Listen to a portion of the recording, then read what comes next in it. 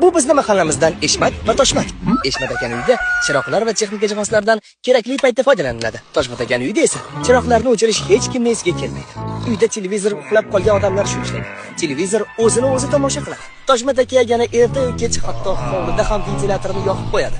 Nimamush, butun uydan tog'li havosi kelib turar ekan. Eshmat aka qish uchun alohida tayyorgarlik ko'rib, eshik va romlarni maxsus buyumlar bilan o'rab chiqadi. Toshmat aka esa sovuq havoda ko'mirdan foydalanmasdan qo'lbola elektr isitgichlarni ishga soladi. Xonalardan issiqlik chiqib ketavergani hisobiga isitgichlar tinmasdan ishlab turaveradi. Va kunlarning birida qo'shni to'xtang. Siz kerak edingizda o'zi ham. Hormasizlar Toshmat aka. Nima buncha hovliqasiz? Nimadan buncha qolib ketdingiz? Ko'rmaysizmi? Elektrni bir oyda 200 kilovat yoqish kerak deyishgani. Lekin qara aytingchi, 200 kilovat nimaga yetdi? Hech qayerga oshiqcha ishlatmaganimizda 450 kilovat yoqib qo'yibmiz. Endi balon so'm to'lashim kerak. Sizda qanaqa ahvol ekan deb shoshib chiqayotgan edim. Shumida qo'shni Abu 450 kilovatni qayerga ishlatdingiz? Nima bo'lo? Ertalabdan kechgacha mahallaga elektr tarqatdingizmi deyman. Ya, ishonmaysizmi? Qishda bundan ham ko'p ketadi. Siz qancha ishlatdingiz? Biz hamma ehtiyojlarimiz uchun bir oyda o'rtacha 170 kilovat ishlatamiz. Lekin eshitishimcha, davlat ehtiyojmand oilalarga pul to'lab berayotgan ekan. Faqat mahalladan ro'yxatdan o'tib qo'ysangiz bo'ldi. Masala tamom. Ha, shunaqa deng. Mana u boshqa gap.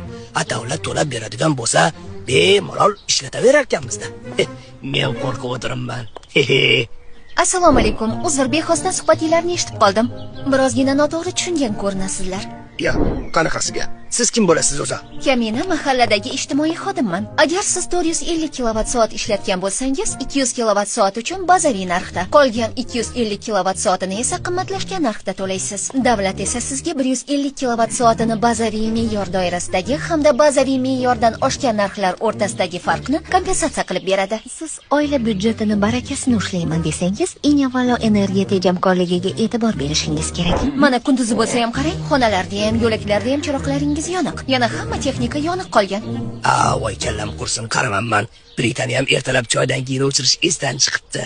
Ha, aytgancha bilasizlarmi? Bundan tashqari, davlat tomonidan aholini ehtiyojmand qatlamlariga qo'shimcha sifatida 1 million so'mdan moddiy yordam ham berildi. Bizga ham kompensatsiya bormi? Bizga ham to'lab berasizlarmi? Assalomu alaykum. Qaror bo'yicha faqat ehtiyojmand oilalarga kompensatsiya pul to'lovlari to'lab beriladi. Ha, tushunarli. O'zim so'radim-da. Men yaxshilab tushundim. Hozir chiroqlarni o'chirib olay. Televizorim yoqib qolgandi-ya. Keyin esa ijtimoiy xodimga murojaat qilaman. Mayli, rahmat sizlarga. Obbo Toshmat voy qurmag'ur. Ana endi ham tejamasangiz uyat bo'lsa kerak.